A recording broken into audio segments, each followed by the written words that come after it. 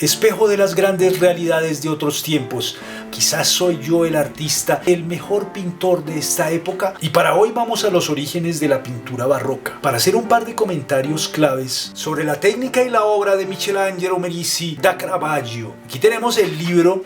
para escoger una obra de este artista que vamos a trabajar hoy, Caravage. Lo compré en Francia hace 15 años. Le Maître des Ténèbres. Sa peinture était scandaleuse. Sa vie ne le fut pas moins. La façon de peindre de ses aînés qu'il jugeait limitée, mièvre, académique. Il impose un nouveau langage réaliste, théâtral, choisissant dans chaque sujet l'instant le plus dramatique. Y podemos escoger tal vez esta, El Narciso. Una pintura de 1599, una obra excepcional cuando el narcisismo campea en la actualidad en todas las redes sociales. Y vamos a hacer un fragmento de esta pintura al óleo en este pedacito de cartón, buscando no pasarnos de media hora en la ejecución. Ahora, viendo que ya hay bastantes tutoriales en YouTube sobre la técnica de Caravaggio, pues puede ser quizás una buena idea ir comentando también algunos videos de las formas en que hoy en día diferentes artistas buscan acercarse a la técnica de Caravaggio para poder ir analizando diferentes posibilidades técnicas y podernos adentrar así más precisamente en los procesos, en los métodos y en el pensamiento de las formas en que se elaboran las producciones visuales en pintura. Bueno, comenzamos. Fondo rojo aplicado con acrílico bastante oscuro para el cartón, para de esta manera poder comenzar ahora a sacar la figura con óleos desde las tinieblas hacia adelante. Y bueno, como el fondo está tan oscuro, entonces en este caso no vale la pena comenzar dibujando con un color más oscuro que el del fondo. Entonces comenzamos más bien a trazar unas líneas guías con un color ligeramente más claro, básicamente un ocre con un poquito de negro. Pero rápidamente al estar haciendo esto nos damos cuenta que no hace falta seguir precisando el dibujo, es decir la línea, sino más bien comenzar de una vez a modelar la forma, en un principio buscando mantenernos en medios tonos en la primera parte de la ejecución de la figura, para poco a poco ir durante el proceso en ciertos momentos hacia las luces y en otros momentos hacia las sombras, de manera intercalada. Entonces la paleta es ocre, negro, blanco de titanio, rojo cadmio, amarillo de Nápoles, siena tostado. Y a la hora de estar comenzando a modelar la forma, lo importante es estar pensando en las relaciones tonales, es decir, pensando en buscar ser fieles a las relaciones de oscuridad y claridad que estamos viendo en la imagen o en el objeto de referencia, porque uno de los problemas iniciales cuando alguien comienza a pintar, por ejemplo, un rostro, es que cree que debe enfocarse en pensar en sacar sobre todo los colores piel, entre comillas, y eso es estar pensando en los matices del color y no en los tonos, y siempre es más importante pensar en los tonos. Y hablamos de tono como la característica de un color, cualquier color, que define su oscuridad y claridad al compararlo con otros colores. Por ejemplo, cuando uno dice este color es más oscuro que este, pues ahí está hablando de tonos. Y al pintar uno puede poner unos matices, por ejemplo, que nada que ver en relación a la imagen de referencia, pero si las relaciones tonales si están bien puestas, la representación se sostiene y va a tener volumen, porque precisamente las relaciones tonales son las que definen la ilusión de volumen sobre el plano bidimensional. Entonces el proceso mental principal al modelar debe ser la búsqueda de los tonos más que la búsqueda de los matices, ¿no? Y a veces inicialmente, si no se entiende eso, comienza a ser mucho más confuso una actividad en pintura. Bueno, y también decir que Caravaggio para sus modelos recurría a gente de su entorno cotidiano, personas del pueblo, muchachos de la calle, prostitutas, indigentes a los que convertía en santos y apóstoles, lo que hacía que sus obras alcanzaran un alto grado de realismo y presentaran una enorme veracidad, porque la cosa es que Caravaggio representaba personas reales de su época, es decir, no trabajaba en la creación de una figuración idealizada o en una belleza ideal como ocurría en las pinturas anteriores, por ejemplo en el Renacimiento, donde los cuerpos, las posiciones y los personajes en las obras religiosas aparecen representados perfectamente limpios, inmaculados y etéreos, sino que aquí aparece la Virgen y los santos descalzos, con tierra en la planta de los pies, con moretones. Entonces, claro, pues esto inicialmente era un poco chocante porque nunca se había pintado las figuras figuras santas de esa manera, con ese grado de realismo, y entonces para el gusto institucional de la época estas pinturas podían resultar siendo algo vulgares, porque además la extrañeza que producían las obras de Caravaggio se veía incrementada también debido a que en su trabajo el artista implementó el uso de un exagerado contraste de luces y sombras para producir un efecto dramático en las escenas. Y en ese sentido podría decirse que Caravaggio es realmente quien sistematiza en la pintura el recurso del claroscuro de altos contrastes, es decir, pinturas que presentan un contraste violento entre luces y sombras, la conocida iluminación de bodega, como en estas obras que vemos aquí. Entonces, pues no se hacía eso antes. Si uno mira las pinturas del Renacimiento como las de Fra Angelico, Leonardo da Vinci, Rafael y todos los demás, pues todo es tratado con una iluminación muy pareja por todas partes. En cambio aquí, este tipo, que además era un pasional y un atormentado total, comenzó a pintar personajes iluminados en muchos casos con una luz que entra de manera diagonal por una ventana y golpea sobre algunas partes de los cuerpos de la escena. Y además en sus obras exagera las tensiones por el uso de las diagonales precisamente en las composiciones, como vemos aquí en esta pintura de la crucifixión de San Pedro. Y de allí, de ese tratamiento de la luz y de la sombra tan arriesgado, se desprende luego toda una tradición en la cual se explora y se explota este recurso de alto contraste, por ejemplo en artistas como Rembrandt, también Zurbarán, ¿no?, que con ese tono místico y de devoción religiosa tan increíble, e igualmente en Georges de la Tour, que es también maravilloso con esas imágenes de penumbra e iluminaciones de una tenue llama de una vela y que muestran pues una delicadeza extrema en el tratamiento técnico. Entonces todos estos artistas beben de las fuentes de Caravaggio, el gran maestro, quien está al origen pues del uso dramático de los contrastes entre luces y sombras, por no hablar de la influencia de ese alto contraste en el cine. Ya en el siglo XX, todas las películas de terror y horror donde este tipo de iluminación de bodega está presente pues son innumerables, porque además esto nos remonta también al mundo de la penumbra, que puede incluso percibirse hoy en día, por ejemplo cuando uno sale al campo y se va a algún pueblito, a veces en las noches bajo una luz de la vela, puede percibirse aún este tipo de atmósferas de la penumbra, que también nos remiten por ejemplo a Goya, ¿no?, y sus pinturas negras, por ejemplo. Bueno, y como ustedes saben, la idea con estos videos es analizar la técnica de artistas históricos para apropiar recursos para nuestra propia práctica de la pintura. Es decir, se trata de analizar y entender cómo otros lo han hecho, y de esta forma adentrarnos en las bases, en las maneras, en los métodos de producción en el medio pictórico. Por supuesto, no para quedarnos simplemente copiando, sino para entender procesos que nos pueden resultar útiles para adaptarlos a nuestra propia forma de hacer, ¿ok?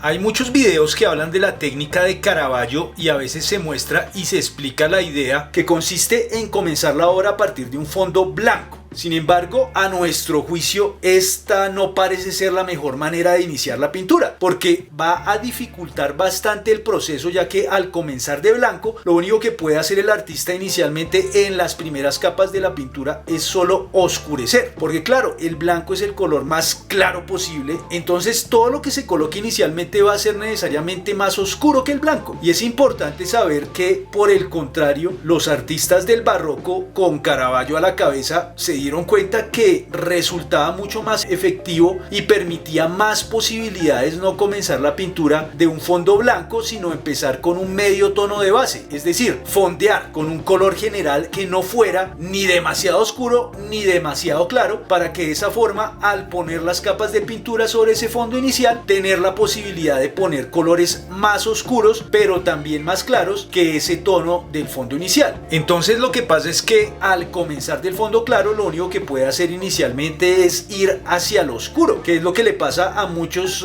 pintores modernos que comienzan a realizar la obra a partir del fondo blanco, sin fondear con un color. Entonces es mejor partir de un color inicial de base. De hecho, el fondo de medio tono era en las primeras obras del artista un gris, y luego ya en una etapa más avanzada de su carrera comenzó a utilizar fondos de color rojizos oscuros, como el que estamos utilizando precisamente nosotros aquí para el rostro de Narciso. Un fondo inicial muy característico del barroco, este rojizo oscuro, como también lo veíamos por ejemplo en los videos que hemos hecho de Rembrandt o del artista colonial Gregorio Vázquez. Ahora, otro punto clave también es que se puede aprovechar el color del medio tono del fondo para que este termine trasluciéndose en ciertas partes del resultado final del cuadro. ¿Y qué es lo que pasa? ¿O cómo se entiende esto? Pues el artista está reservando el tono del fondo allí donde ese tono funciona para la resolución del cuadro. Es decir, si al ir pintando en ciertas partes de la imagen el tono ya está ahí en ciertos lugares donde funciona, pues no hace falta ponerlo en una nueva capa, sino reservarlo, dejarlo ahí, no taparlo. Es decir, se aprovecha el tono o los tonos que ya están y que funcionan, y es lo que se conoce como técnica de los fondos reservados. En otras palabras, en la medida que uno va pintando y sobreponiendo capas de pintura, va constantemente reservando los tonos que resultan funcionales en la configuración del volumen, que pueden ser incluso tonos que provienen de la primera o de las primeras capas de la pintura. Y esto lo veíamos en el video sobre la técnica de Leonardo da Vinci, así que échenle un ojo a ese video para poder entenderlo con más detalle. Ahora, por otro lado, Caravaggio también es un precursor de la figura del artista como individuo que lleva un estilo de vida por fuera de las normas tradicionales de comportamiento social, y hacemos referencia aquí a una concepción de la figura del artista como personaje por fuera de las convenciones y las normas sociales aceptadas, en el entendimiento del artista como individuo marginal, desordenado, errante, bohemio, genio incomprendido, figura que se va a consolidar muchísimo tiempo después, ya en el siglo XIX, con el romanticismo. Pero pues Caravaggio es muy anterior, es de finales del siglo XVI,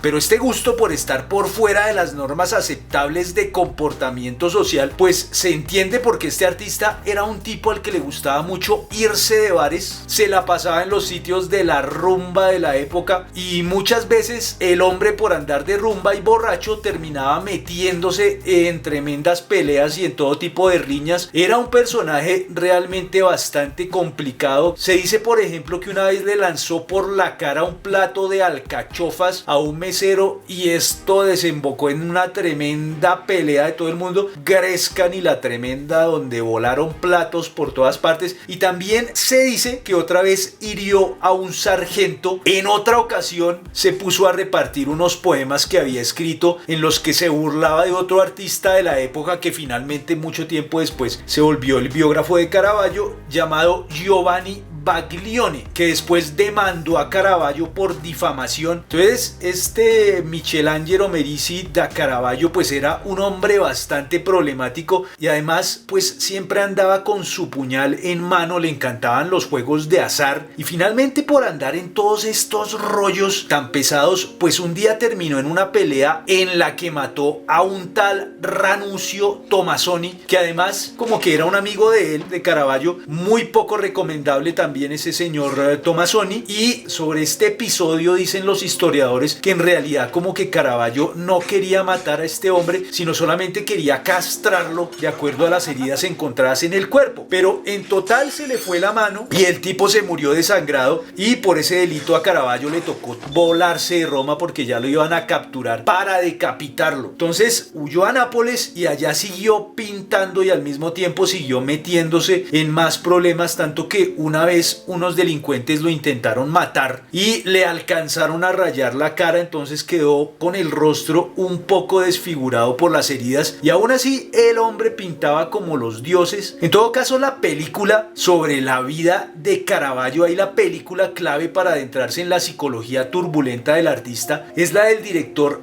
Derek Jarman, llamada Caravaggio, de 1986, que muestra de una manera muy realista los espacios del tiempo del artista, sus relaciones con los círculos de poder en Roma, y al mismo tiempo presenta sus relaciones con la gente de los bajos fondos de la ciudad. Y sobre todo, algo que es muy interesante en esta producción de Derek Jarman es que el director incluye unos detalles fabulosos en la narración, unos anacronismos, lo cual es además uno de nuestros temas favoritos, y del anacronismo pues estuvimos hablando precisamente en la conferencia que hicimos hace un tiempo, que les dejo acá el link, porque de de repente uno está viendo la película y en una escena aparece de pronto atrás una motocicleta o se ve que algún personaje tiene puesto un blue jean, como esos elementos anacrónicos introducidos en la narrativa y en las imágenes de una manera además tan sutil y tan bien lograda que produce un efecto de proximidad contemporánea muy impactante. Entonces, muy recomendada esta película de Derek Jarman sobre Caravaggio, donde aparece también la actriz Tilda Swinton en el papel de Lena, la novia de Ranuccio, que es una actriz pues muy conocida desde los años 90, entre otras por aparecer también en el video de la agrupación mítica de Techno Orbital. Aquí pues vemos unos fragmentos clásicos de este video que pasaban en MTV en los años 90 por las noches, los fines de semana. Uno podía verlo antes de irse a los bares de rumba, y de hecho, pensando en esta forma de vida de Caravaggio, quizás la única vez que en algo podemos aproximarnos a esta existencia turbulenta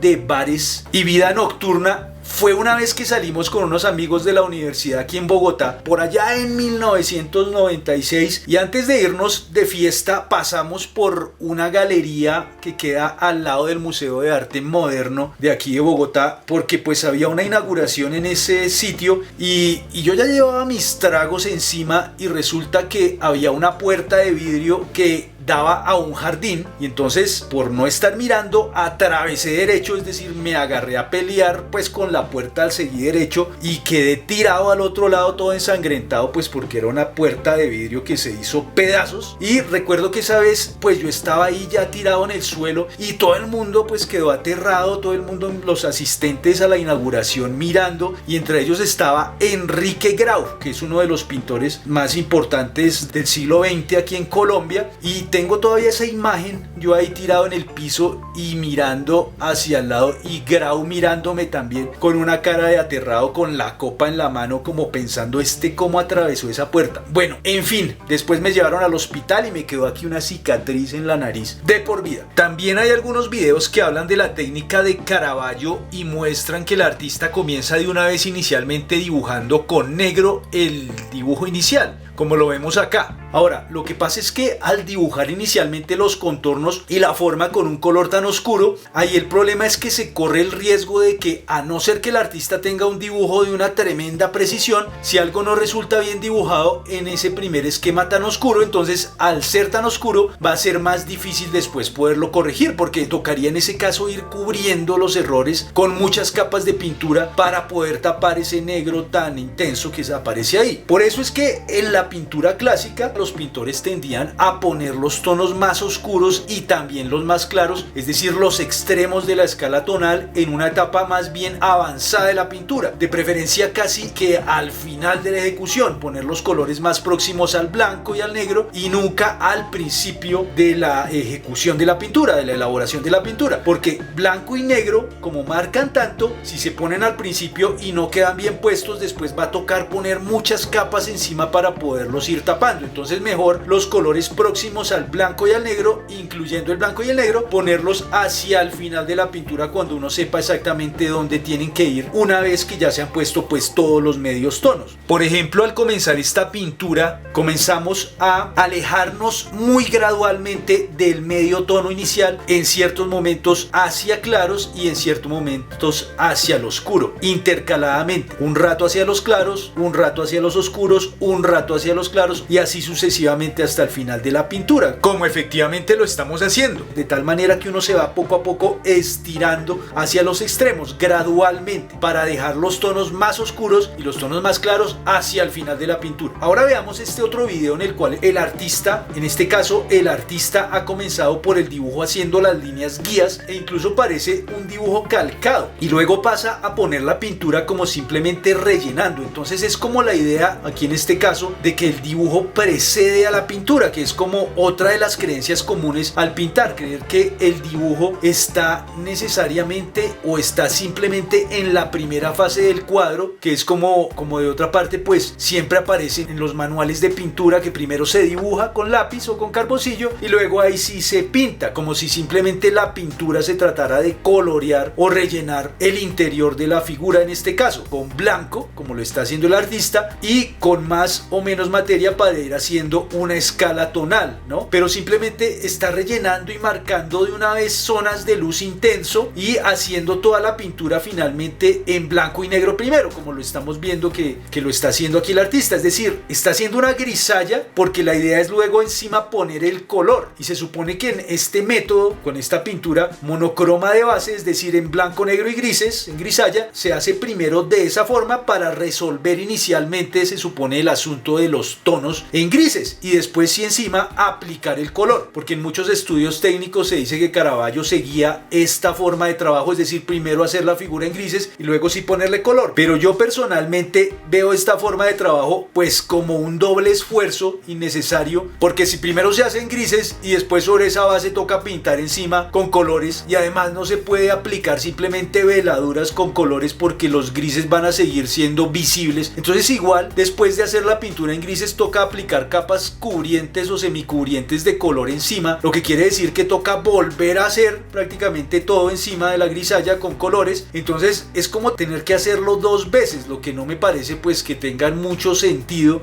Y no digo que Caravaggio no lo hiciera así, posiblemente podía hacerlo así, pero desde mi punto de vista implica un doble esfuerzo cuando se puede comenzar de una vez a modelar con el color, ¿no? Siempre pensando en los tonos, en relaciones de oscuridad y claridad, como digamos el norte que permite ir generando el volumen y la forma de lo que uno está haciendo. Además, comenzando con colores tan claros, ¿no? Como lo vemos ahí, después cubrirlos porque está utilizando blanco desde una primera etapa de la pintura, pues después cubrir ese blanco con color va a ser mucho más largo, va a tocar ponerle muchas capas encima. Ahora, por otro lado, es porque se está partiendo aquí en este tipo de técnica de un dibujo muy preciso que viene a ser coloreado, y en realidad el concepto clave aquí para entender la forma de trabajo en el barroco no es la idea de rellenar ni de colorear un dibujo con pintura, sino la idea es modelar la forma. Es decir, no se trata de dibujar y luego colorear, como es digamos la forma un poco naif de entenderlo,